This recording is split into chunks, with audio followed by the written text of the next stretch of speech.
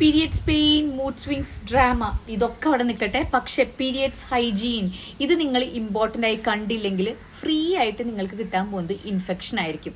4 to 6 hours കൂടുമ്പോൾ pad change ചെയ്തില്ലെങ്കിൽ ticket ഒന്നും വേണ്ട, ബാക്ടീരിയാസ് വന്ന് അവിടെ DJ പാർട്ടി കളിക്കും. പിന്നെ കൈ നല്ല പോലെ കഴുകുക.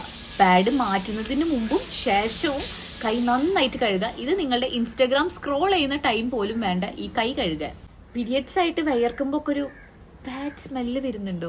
അതിനായിട്ട് വീട്ടിലിരിക്കുന്ന പെർഫ്യൂം ഒക്കെ എടുത്തിട്ട് അവിടെ ഒന്നും കേടി അടിച്ചേക്കരുത്. അത് നിങ്ങൾക്ക് ഇൻഫെക്ഷൻ മാത്രമേ വരുത്തുള്ളൂ, വേറെ ഗുണമൊന്നും പ്രത്യേകിച്ചില്ല. ഓരോ വട്ടം പാഡ് ചേഞ്ച് ചെയ്യുമ്പോഴും യൂറിനേറ്റ് ചെയ്യുമ്പോഴും വാഷ് ചെയ്താൽ മാത്രം പോരാ, ഒപ്പം വൈപ്പ് ചെയ്യാൻ മറക്കരുത്. എങ്ങനെ വൈപ്പ് ചെയ്യണം? ഫ്രണ്ട് ടു ബാക്ക്, ഫ്രണ്ടിൽ നിന്ന് ബാക്കിലോട്ട് വേണം വൈപ്പ് ചെയ്ത് കൊടുക്കാൻ. ഒരു ഡബിൾ പ്രൊട്ടക്ഷൻ എപ്പോഴും നല്ലതാണല്ലേ.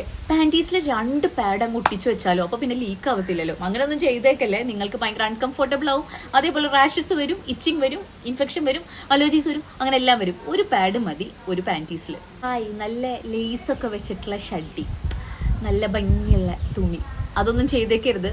പീരിയഡ്സിന് എപ്പോഴും കോട്ടൺ പാൻറ്റീസ് തന്നെ ഉപയോഗിക്കുക, അതാണ് ഏറ്റവും നല്ലത്.